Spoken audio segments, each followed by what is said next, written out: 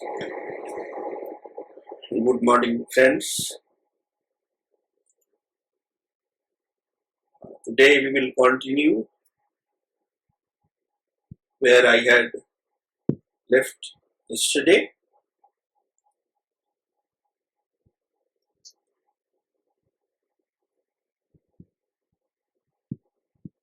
The second point of Karl Marx about the base and superstructure is that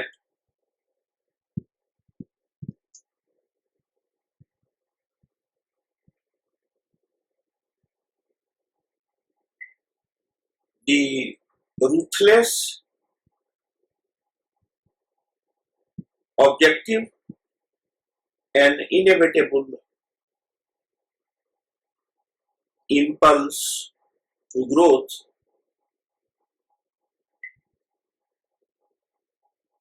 which characterized production for industrial mode of production in capital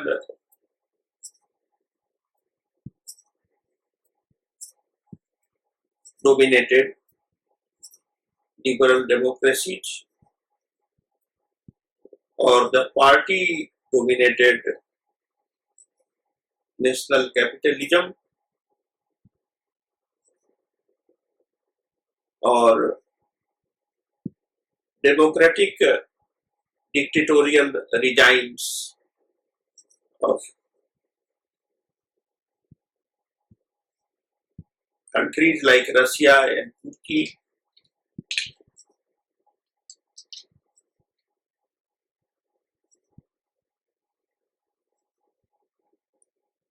The predominant use of profit for capital accumulation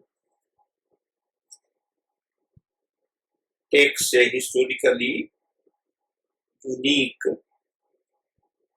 characteristics, namely the concentration of wealth and power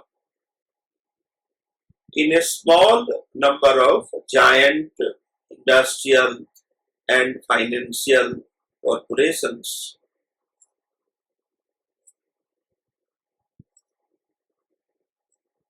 That had brought with it an increasingly universal struggle between capital and labor, both manual and mental labor.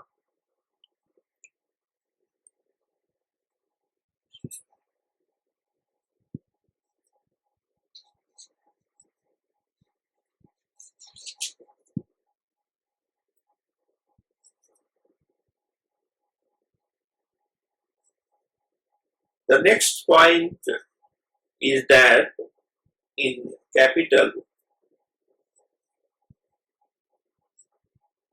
Karl Marx's fundamental aim was to lay bare the laws of motion,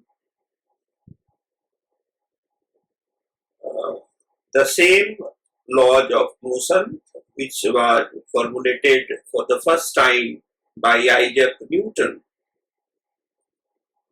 in Principia Mathematica. Marx is trying to formulate laws of motion which govern the origins, the rise, the development, the decline, and the disappearance of a given social form of economic organization, namely the capitalist mode of production. This he wrote before his death in 1883. Today it can be reformulated as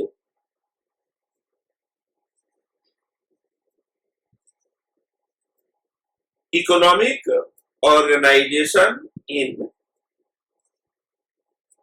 industrial mode of production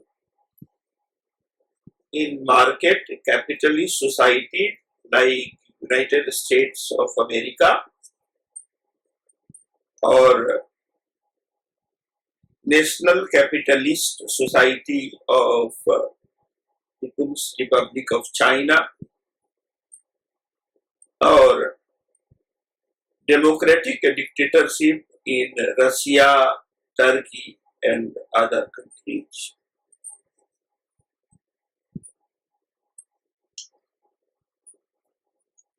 In this sense, Marx was not seeking the universal laws of economic organization.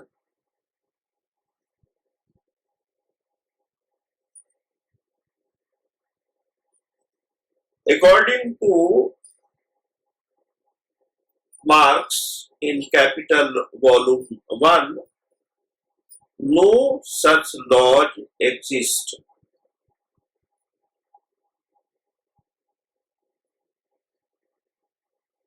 For Marx, there are no economic laws which are valid for each and every basically different form of society. Each specific social form of economic organization had its own specific laws. Capital of Marx limits its analysis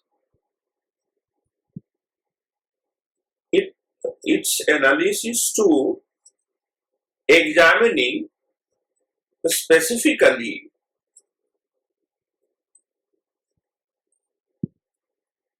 those laws which govern the capitalist mode of production, because then the other two mode of industrial productions today represented by China or the third represented by Russia and Turkey did not exist.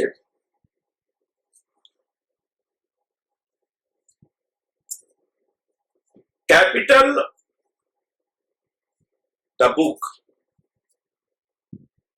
does not present pure or formal economic theory at all. For Marx, pure economic theory, that is, a theory which abstracts from a specific social structure, is theoretically impossible. Marx's theory of historical dialectics or dialectical materialist development of human society and history does indeed include comparative economic analysis from slave society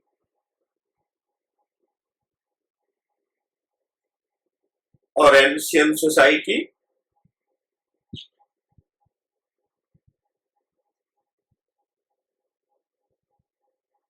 through feudal society to the capitalist society,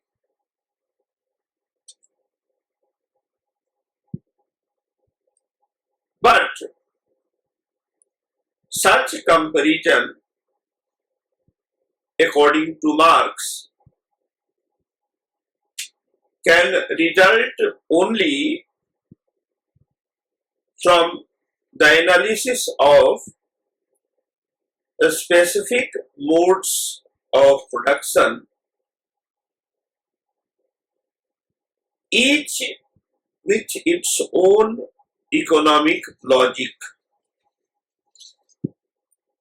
and its own laws of motion.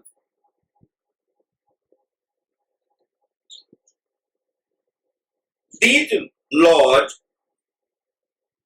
cannot be superseded by or subsumed under eternal or universal economic laws of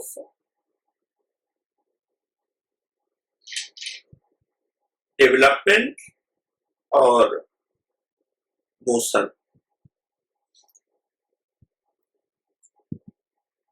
If one tries to discover basic work, basic working hypotheses valid for all economic systems, one passes from the realm of economic theory to that of the social structures, that is dialectical materialist mode of social formations. Marx's capital is based upon an understanding of the relativity,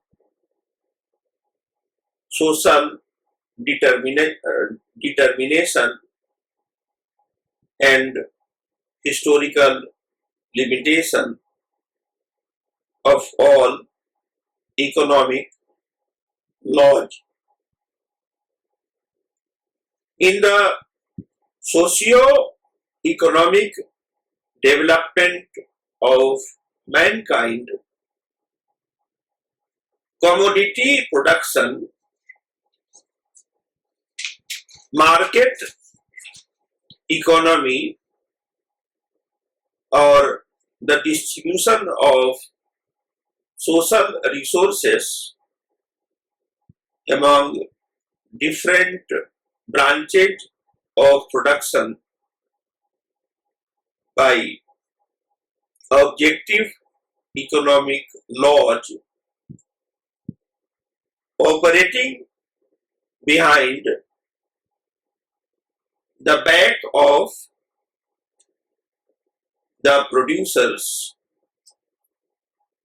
do not correspond to human nature, about which we have already discussed in the earlier classes when I was dealing with concept of man and society in the writings of Marx, Weber, and Durkheim.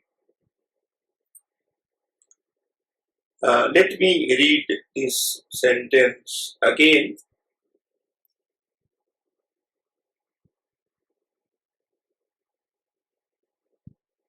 Objective economic laws operating behind the back of the producers do not correspond to human nature, which have not always existed and will not always exist.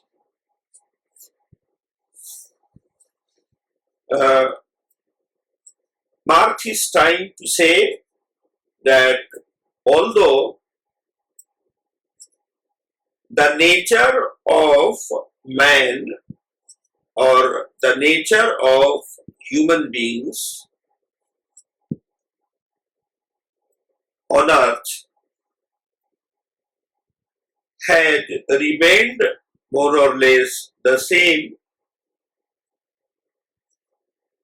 but the economic structure of production, distribution, and exchange has been changing continuously, which can be explained by a dialectical relationship between the mode of production and relations of production. Within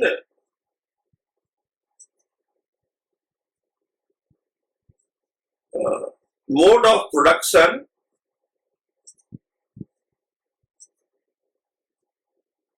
his emphasis is more on the relations of production than on forces of production. Now, the forces of production in classical political economy are usually land, labor, capital, and enterprise.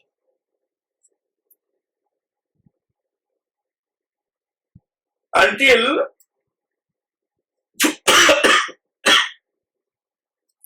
18th century,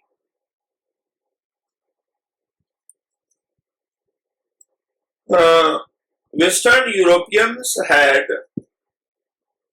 neither the most fertile land nor they had the most efficiently trained manpower or labor, nor they had institutionalized accumulation of capital.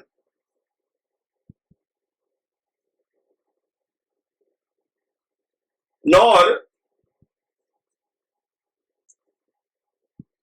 they were having cultural capital to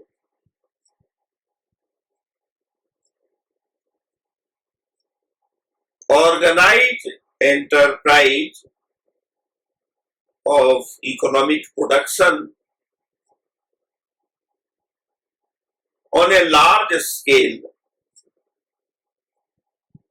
before 18th century.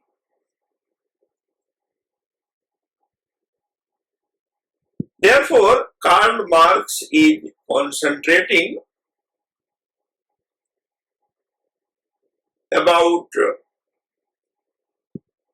development of capitalist mode of production after 18th century in a specific cultural region,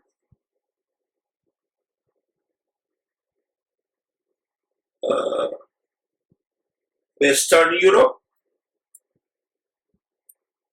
and within Western Europe, as historian Braudel had pointed out,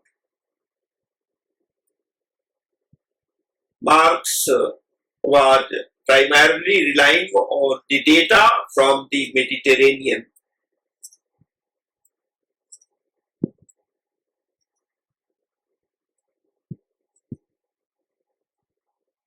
Chiefly from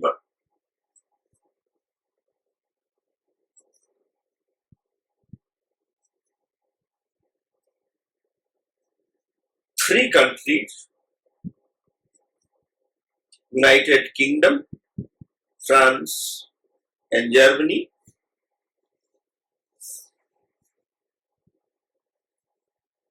But as Andre Gunter Frank has asserted in his last two books, Reorient, the first book, and Reorienting the 19th Century,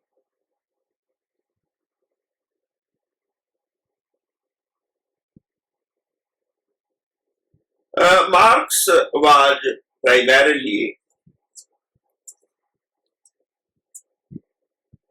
dealing with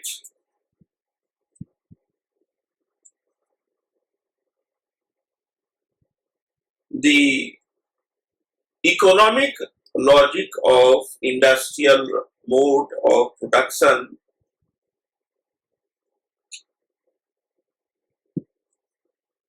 primarily for the European colonies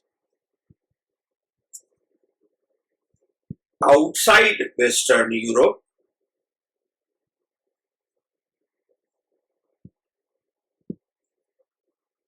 although Marx did not say it explicitly in Capital Volume 1, but in case you read the three volumes of Capital available today,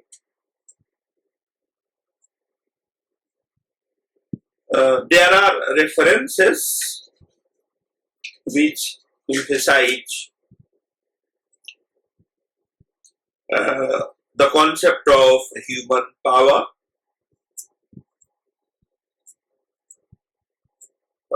the theory of alienation, commodity criticism, or the concept of value generation, including the concept of surplus value and wage labor.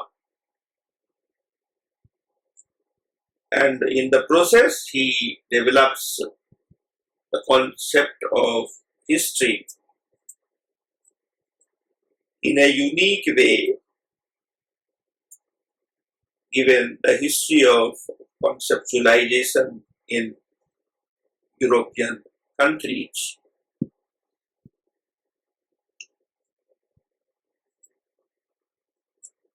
Marx in Capital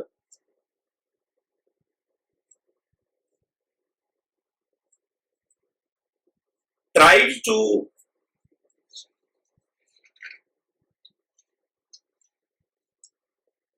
explain the origins of the capitalist mode of production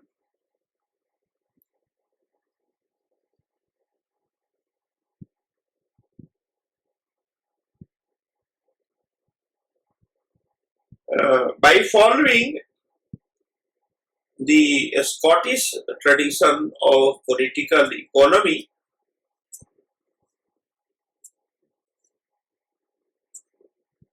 and unless and until we situate Capital Volume 1 within the Scottish School of Political Economy developed by David Hume and Adam Smith.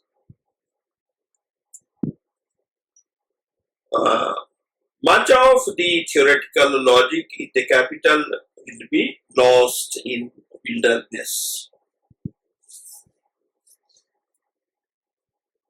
In the process of developing his argument, Marx hints towards the inevitable historical decline and fall of this capitalist social system. Now, historically,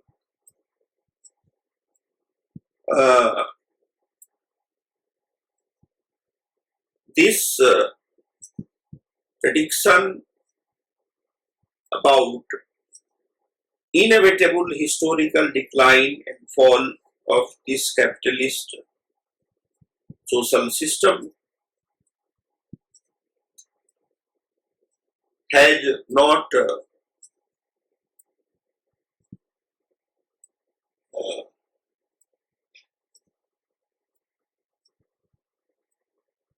developed. This prediction could not validate itself because of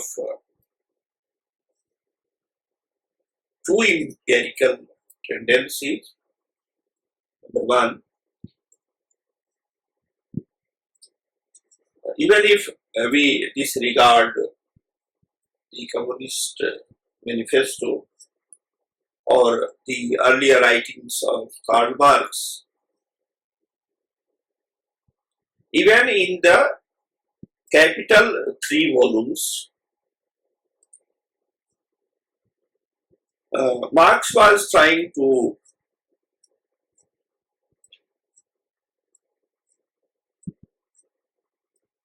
make a theoretical formulation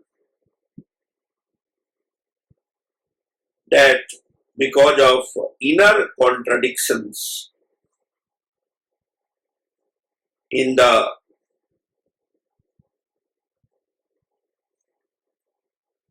capitalist mode of production,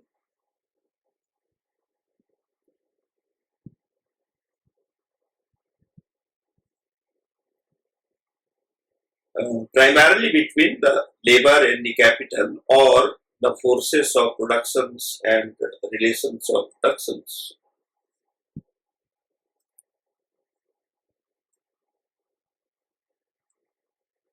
The implication was that,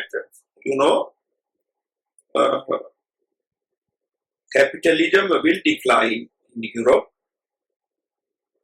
Western Europe in particular, and it will give way to a different type of production,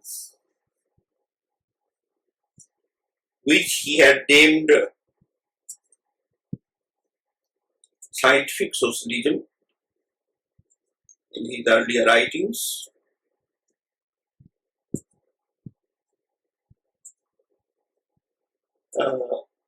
But empirically, there are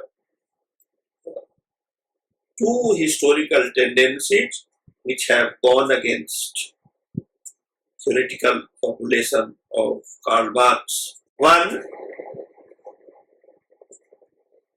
growth of or development of scientific socialism did take place,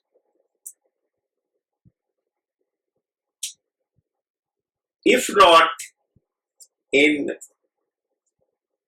entirety or holistically,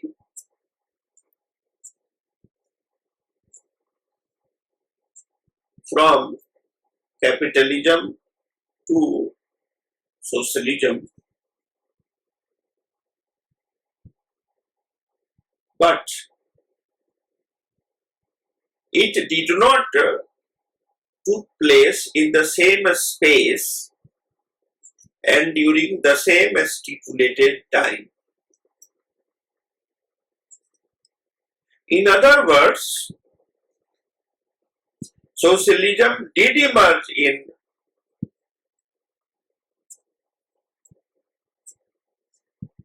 some countries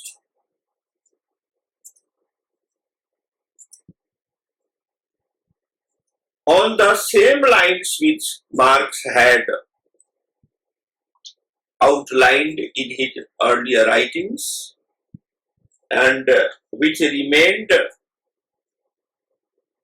in subdued form in Capital 3 volumes as well.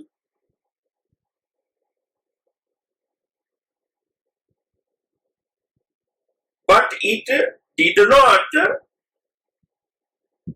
emerge from the old capitalist mode of production in Western Europe, which Marx was trying to explain.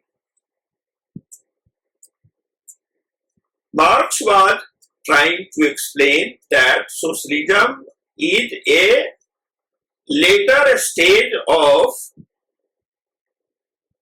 capitalist mode of production itself,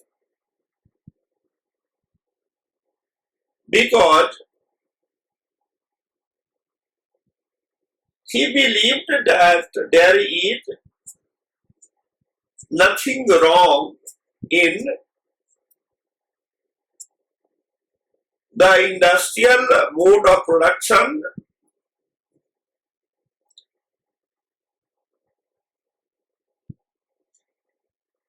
which is based on the forces of production,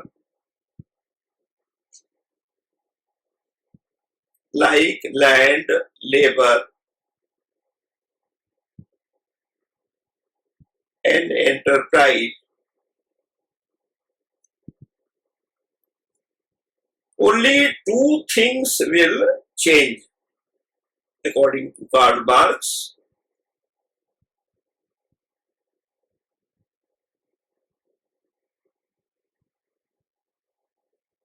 During the inevitable historical decline and fall of this capitalist social system, one,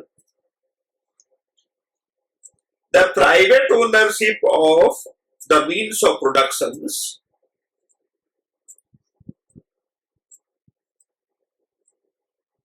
will be abolished, and instead of individual ownership of the means of productions, which include both forces of production, including land, labor of a particular kind,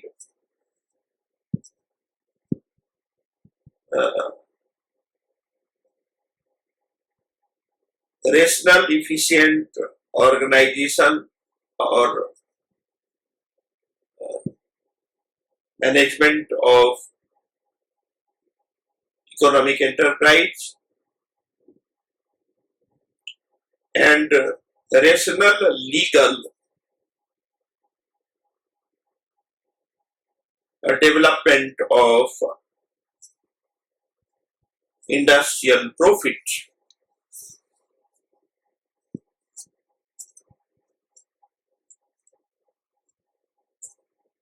But and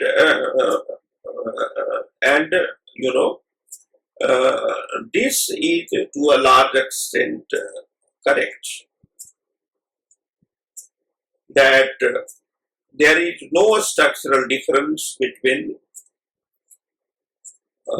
accumulation of capital in China or the earlier Soviet Union or United States of America.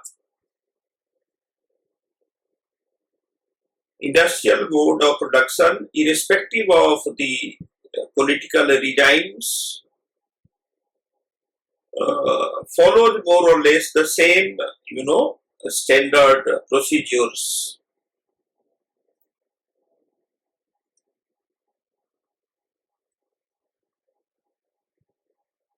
But Marx said that if not in the production process, there will be a structural change in the ownership of the means of productions, distribution of the profits,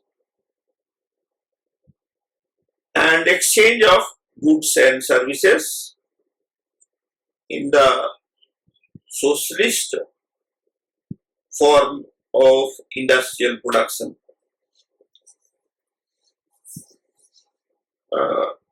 This is also to a large extent true, if not literally, then at least theoretically, analytically, heuristically.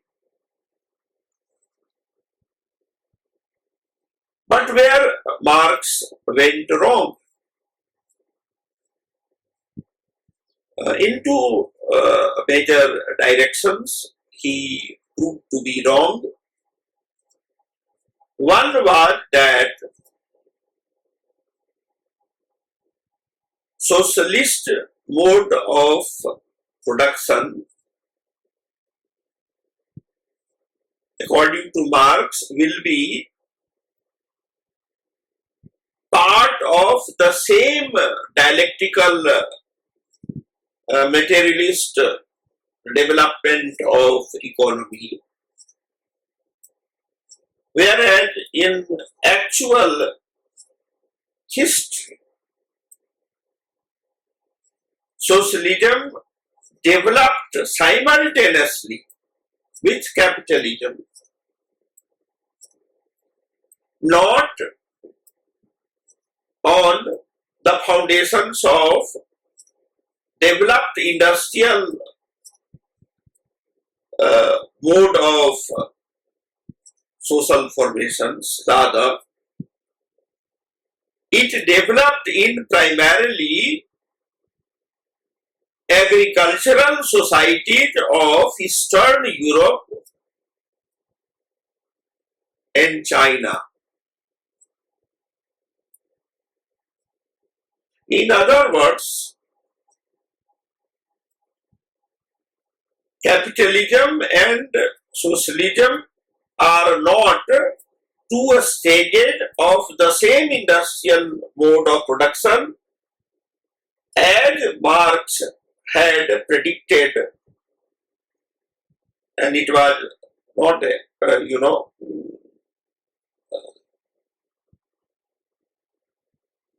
a philosophical prediction, rather it was a theoretical prediction of a political economist. It was not like Hegelian prediction about the rise of Germany. Secondly, where Marx went wrong was that he considered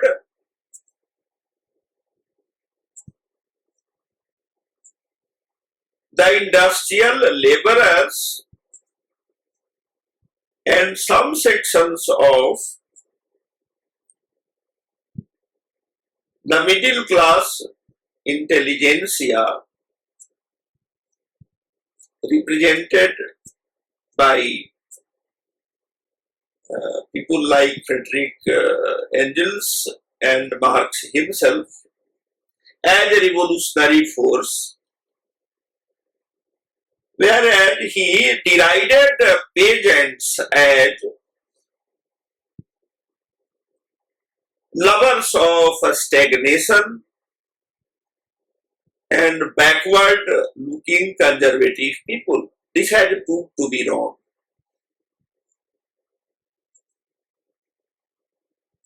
When October Revolution took place, Bolshevik Revolution took place in Russia in 1917, Russia was largely, an agrarian economy. So was China in 1949. Therefore, we can say that, Marxist concept of,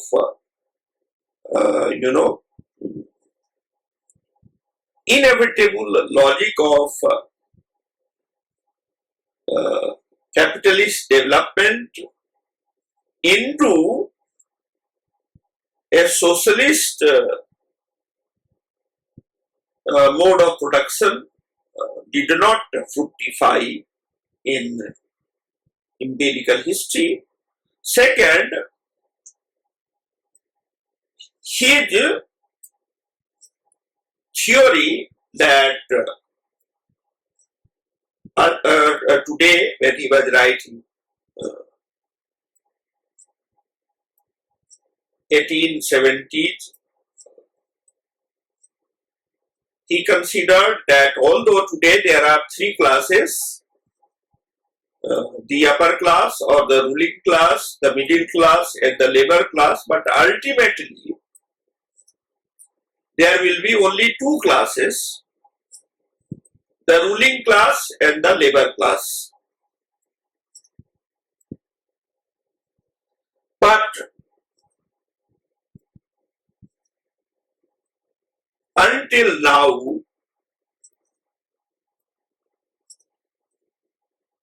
this has not happened. There is not only continuation of the three classes, the upper class, middle class, and the lower class in every country of first world, second world, and third world. I am talking about the post-Second World War classification, which I have discussed already in the earlier classes.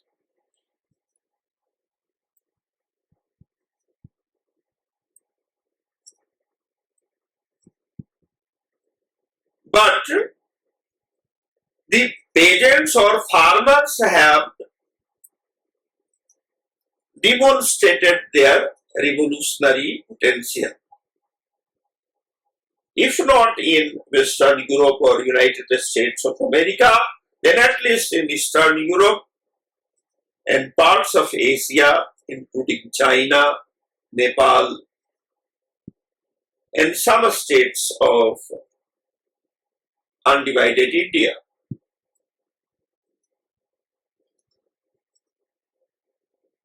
But in the post-corona world, as things are going, when during lockdown, majority of middle class people around the world were staying at home, and there was reduction of their salary or their job was terminated, at least in the private sector, and where the laborers were simply unemployed and they were facing the stupendous task of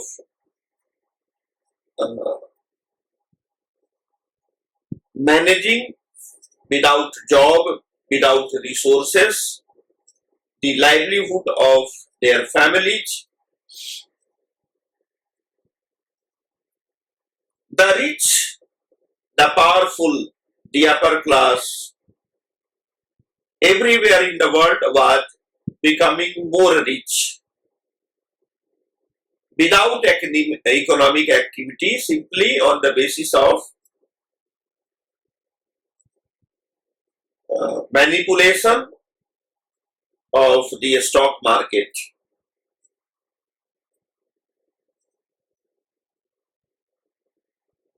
There is also a simultaneous tendency that the science of robotics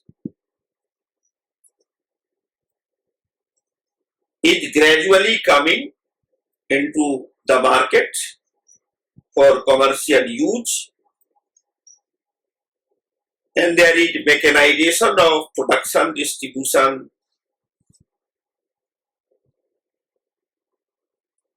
through the digitalization of economy.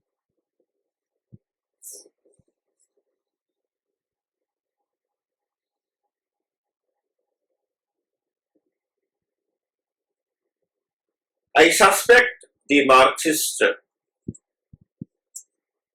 prediction in Capital 3 volumes may be a reality if the present trend continues. The middle class will be eliminated and there will be only two classes, the ruling class and the labor class. But in Marx's time, the mental laborers were in middle classes and only the manual laborers were in the lower classes. Now the possibility exists that in near future, not very distant times, but in near future, by 2040, the middle class may be completely replaced. Some of the middle class people will be appropriated or included in the ruling class, because it is not only the golden age of capitalism after the initial setback from about 1968-69 till 1989, it was the height of the Cold War. But after the fall of the Berlin Wall till 2007-8, when global stagflation began. Stagflation means a unique trend where there is both stagnation and inflation together, which does not happen most of the time, because in case there is stagnation in the economy, the demand will be falling and the supply will not fall, given the mathematical logic of capitalist mode of production or industrial mode of production. Therefore, the prices will go down. But what happens in the stagflation is that although the economic activity had slowed down by 2007 September in United States of America, and by 2008 elsewhere, excluding India and China. But now during Corona period or lockdown, even the economy of China and India has slowed down. The economy of India has slowed down more than the economy of China. Nonetheless, there is a slowdown in the growth of economic enterprise, and there is a stagflation. the demand is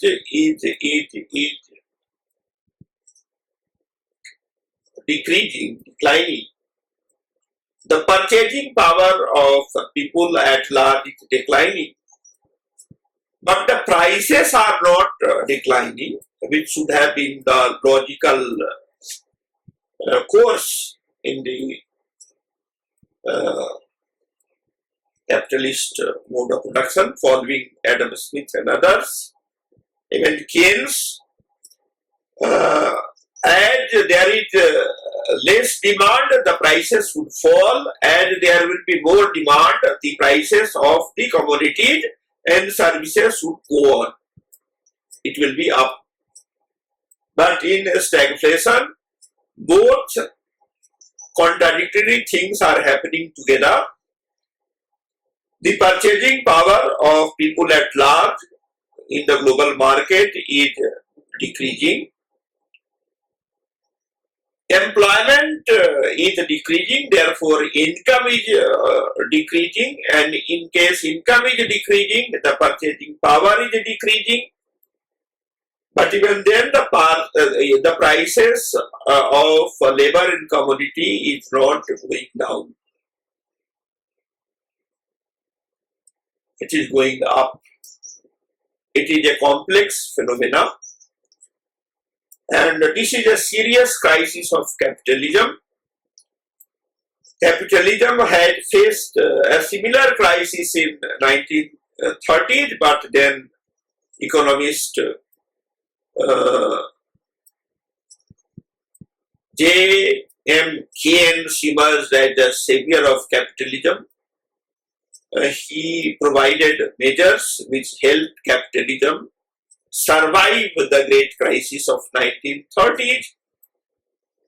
But since 2007 September till now, no economist had been able to solve this crisis of global capitalism. And there is a possibility, although in society, Marxism as a political ideology has been discredited totally and for good reason, because political Marxism was a bogus thing. But academic Marxism will become attractive because of the sound logic and insights Marx provided in Capital Volume 1.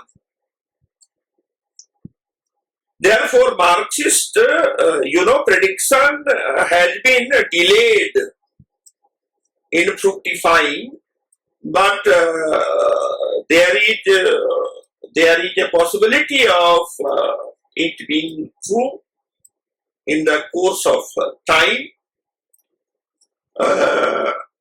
because of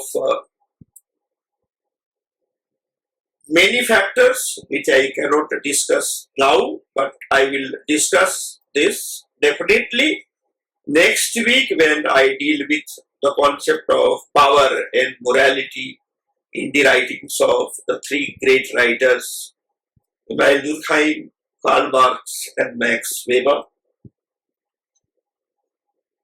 At the moment,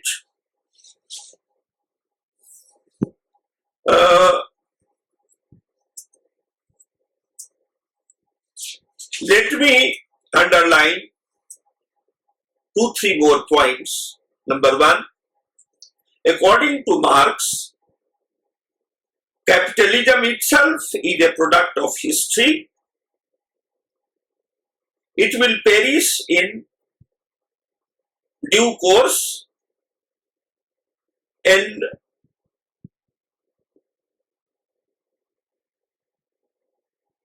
he had not given a precise time for this due course, at least in his Capital.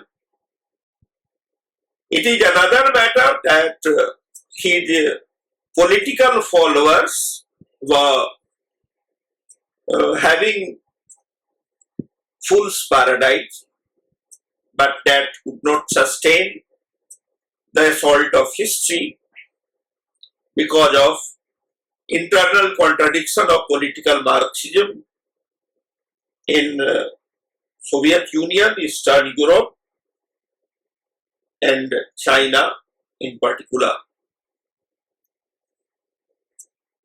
But it cannot be denied that a new social form of economic organization will then take place, and it has indeed taken place. And what is that? That is late capitalism, about which Marx hinted, but it was developed as a theory, the concept of late capitalism, by his follower in political economy, Ernst Mendel, who has written the introduction of Capital Volume 1.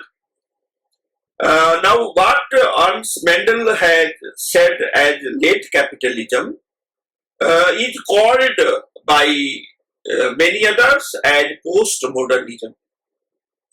What is the basic difference between, capitalism, classical capitalism, which Karl Marx tried to explain, and late capitalism?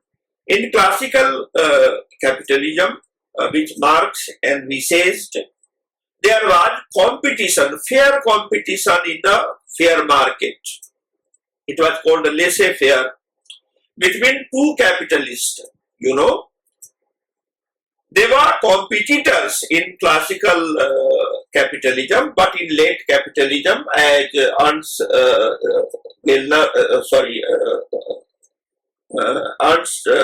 Mendel had demonstrated forcibly in his book Late Capitalism, instead of competition in late capitalism, capitalist producers are collaborating the world over, and it has given rise to the global solidarity of capitalist class, whereas Marx and Engels together had predicted the global solidarity of the labor class.